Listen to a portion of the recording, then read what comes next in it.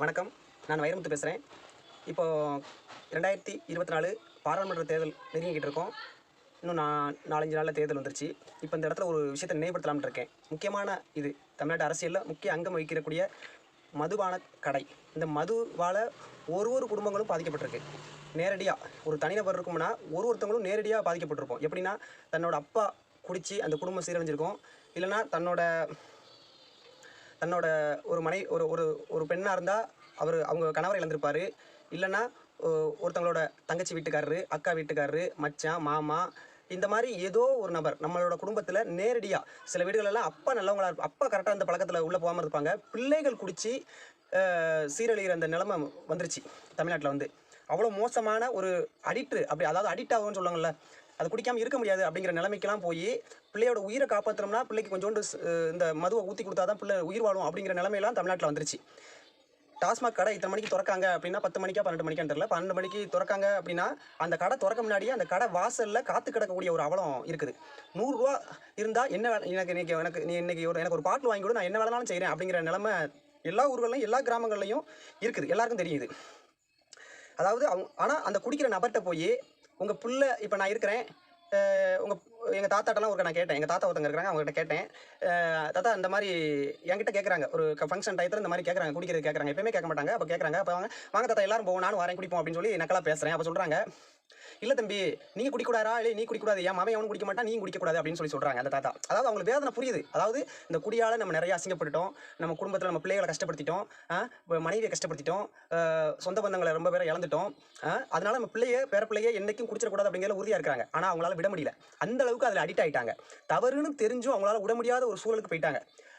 இது வந்து ஒரு ஜென்ரேஷனை பாதிச்சு இன்னைக்கு உள்ள தலைமுறையிலையும் என்னோட நெருங்கின நண்பர்கள் இருக்காங்க, சொந்தக்காரங்களோட பிள்ளைங்க இருக்கிறாங்க. இப்படி ஏகப்பட்ட பேர் இதுக்கு அடிக்ட் ஆகிட்டாங்க. அவங்களை கூப்பிட்டு வச்சு பக்கத்தில் வச்சு நம்மளும் பேசியிருக்கிறோம். இந்த நிலைமையிலேருந்து எப்படியாட்டும் வெளியில் வரணும் அப்படிங்கிறதுக்கு பேசியிருக்கோம். ஆனால் மாறின மாதிரி தெரில, நிலைமை மோசமாகிக்கிட்டே போகுது.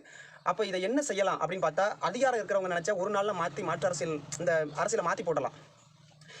இப்போ இன்னைக்கு இதை கொண்டு வந்ததே இந்த டிஎம்கே கவர்மெண்ட் தான் கொண்டு வந்திருக்கு. அரசாங்கம் அதுக்கு முன்னாடி கவர்மெண்ட் திருட்டுத்தனமாக விற்கிறது, கவர்மெண்ட் இல்லை தனியார் திருட்டுத்தனமாக விற்கிறது, அதை வந்து அரசாங்கம் வந்து கைது பண்ணுறது, இந்த மாதிரி நிலைமைகள் இருந்திருக்கு. ஆனால் டிஎம்கே ஃபீல்டில் முத இந்த டாஸ்மாகை அரசு நடத்துறதா கொண்டு வந்திருக்காங்க. கேட்டால் கள்ளச்சாராயத்தை ஒழிக்கிறதுக்காக கொண்டு வந்ததாக சொல்கிறாங்க. என்ன இன்னைக்குள்ள மதுபானம் வந்து உயிரை கொள்றதா தான் இருக்கே தவிர அதை எந்த வகையிலையும் அரசு செய்யக்கூடாதுன்னு இல்லாமல் கேட்டால் அவங்களுக்கு நாங்கள் பரவாயில்ல. ஒரு அரசு என்ன செய்யணும், இரும்பு கடன் கொண்டு ஒடுக்கணும் ஒரு தவறு நடக்கும் பட்சத்தில். அப்படி ஒதுக்காம இன்னைக்கு அரசாங்கம் டாஸ்மாக் நடத்திக்கிட்டு டாஸ்மாக் எதிராக நம்ம போராடணும்னா அதை ஒடுக்கிற வேலையை இந்த அரசாங்கங்கள் பண்ணிக்கிட்டு இருக்குது. உங்களுக்கே தெரியும், ஒரு மாதிரி மோசமான சுச்சுவேஷன் இருக்குன்னா போலீஸ் பாதுகாப்பு கொடுத்து டாஸ்மாக் ஓப்பன் பண்ணி வச்சிருக்காங்க. அப்போ நம்ம இறங்கி போராடக்கூட முடியாத ஒரு நிலைமை இருக்குது இந்த டாஸ்மாக் எதிராக. எத்தனையோ பேர் என்கிட்டயே நம்ம பகுதியில் இருக்கிற அண்ணன்மார்கள் மூத்தவர்கள் வந்து அந்த பழக்கம் இருந்தாலுமே நம்ம இதை வந்து அடைக்கணும்டா தம்பி, ஏதாவது முன்னெடுங்க, யாருனாலும் விசாரி, சட்டப்பூர்வமாக முன்னெடுப்போம், ஒரு கட்டத்தில் நம்ம எதிர்த்து போராடி அந்த கடையை உடைக்கிற அளவுக்கு கூட நம்ம வந்து இறங்கி வேலை பண்ணுவோம் அப்படின்னு சொல்லி என்கிட்டே சொன்னாங்க. ஆனால் அந்த அளவுக்கு நம்மளால் போராட முடியுமான்னு தெரியல. ஏன்னா இறங்கி போராடி அரசை எதிர்த்து போராடினா என்ன நிலமன்னு தெரியும். அரசை எதிர்த்து போராடினா தடியடி நடத்துவாங்க, இல்லைன்னா வழக்கு போடுவாங்க. இத்தனை நாளைக்கு ஒருக்கா நம்ம கையெழுத்து போடக்கூடிய நிலைமை வரும், நம்ம வேலைகள் பாதிக்கும், நம்ம அது பின்னாடி அலைஞ்சோம்னா நம்ம குடும்பம் சீரழியும். அப்போ இந்த அரசை எதிர்த்து நம்ம போராடுறது சாதாரண விஷயம் கிடையாது. ஆனால் அப்படி இருந்தும் இந்த அரசாங்கங்கள் என்றைக்குமே இதை அடைக்க போகிறதில்ல. இந்த ஆளுங்கட்சியை நம்ம பார்த்துட்டோம், மாற்றி படிப்படியாக குறைப்பேங்காங்க, நாங்கள் வந்து மதுக்கடை எல்லாம் முடியிருங்காங்க. ஆனால் தேர்தல் அறிக்கை முடிஞ்சு 5 வருஷம் 10 வருஷம் ஆட்சியில் இருந்தாலும் அந்த இதுக்கான ஒரு அடியை கூட ஒரு இன்ச்சு கூட எடுத்து வைக்க மாட்டேங்கிறாங்க. ஆனால் இந்த விஷயத்தில் நாம் தமிழர் கட்சி வந்து ஒரு விஷயத்தை வைக்கி, நான் நாம் தமிழர் கட்சிக்கு சப்போர்ட் பண்ணுறதுக்கு இது ஒரு காரணமும் கூட. என்னன்னா, இவங்க அதாவது பனை தென்னை, பனம்பால் தென்னம்பால், பனங்கள் தென்னங்கள் பதநீர், இதை வந்து தேசிய பணமாக அறிவிப்போம். ஏன்னா அதை நம்பி பல லட்சம் குடும்பங்கள் இருக்குது தமிழ்நாட்டில், பல லட்சம் குடும்பங்கள் இருக்குது. அப்போ அந்த குடும்பங்களோட வாழ்வாதாரத்தை பெருக்கக்கூடிய ஒரு இதாக அமையும். அதனால் அது வந்து இருந்துட்டு போட்டோம். எல்லா நாடுகள்லையும் அந்தந்த நாடுகள், அதாவது நாட்டு மதுபானங்கள்னு சொல்லி அந்தந்த நாடுகள் வந்து வச்சிருக்குது.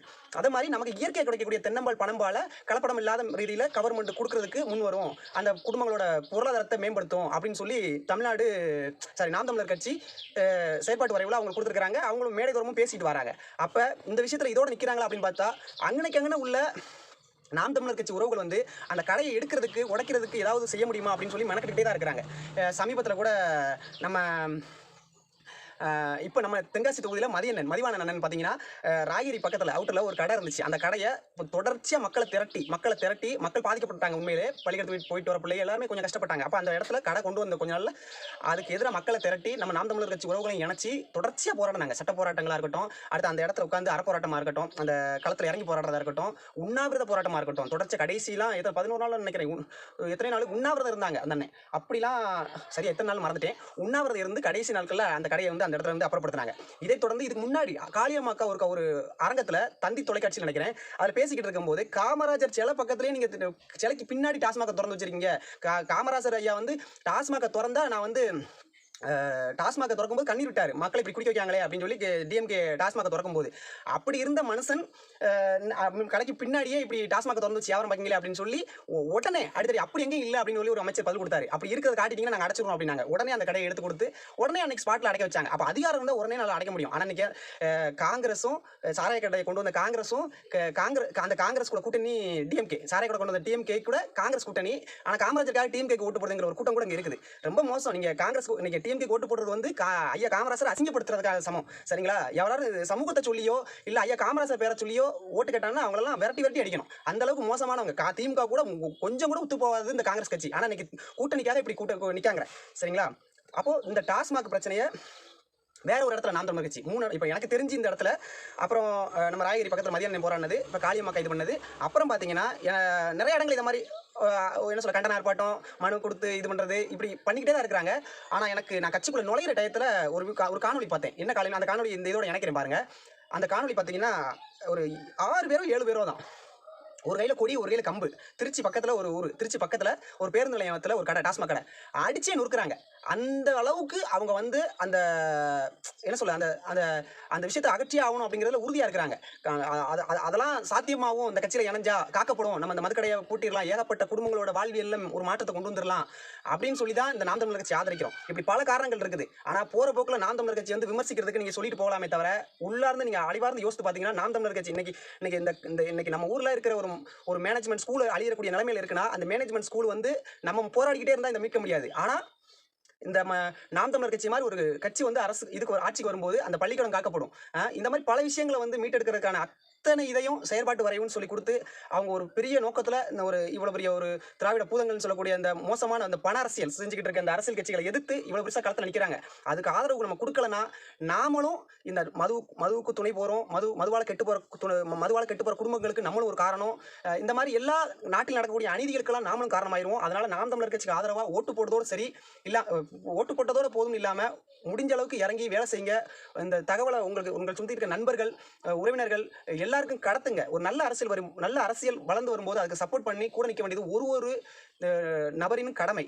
சரிங்களா? தலையாய கடமை. அதே மாதிரி ஓட்டு போடாமல் ஒரு 500 ரூபா சம்பளம் போயிடும், 1000 ரூபா சம்பளம் போயிடும், என் கம்பெனியில் விட மாட்டான் அப்படின்னு சொல்லி இல்லாமல் நம்ம வீட்டில் ஒரு ஃபங்க்ஷன்னா நம்ம ஊரில் ஒரு பொங்கல்னா எப்படி லீவ் போட்டு நம்ம அந்த இதை அட்டன் பண்ணுவோமோ அதை மாதிரி ஒருத்தவங்களும் ஓட்டு போட போங்க. இல்லைன்னா இந்த நடக்கக்கூடிய அநீதிகளுக்கெல்லாம் நீங்களும் துணை போறீங்க, நீங்களும் ஒரு காரணம் அப்படிங்கிறத மறந்துட வேண்டாம். நன்றி, வணக்கம். நான் தமிழர். திருச்சி சத்திரம் பேருந்து நிலையத்தின் உள்ளே இருந்த டாஸ்மாக் கடையை நாம் தமிழர் கட்சியைச் சேர்ந்தவர்கள் அடித்து நொறுக்கினர். கடைகளில் உள்ளே வைக்கப்பட்டிருந்த பாட்டில்கள் அனைத்தும் நொறுங்கியது. இந்த சம்பவத்தில் ஈடுபட்ட 6 பேர் கைது செய்யப்பட்டனர்.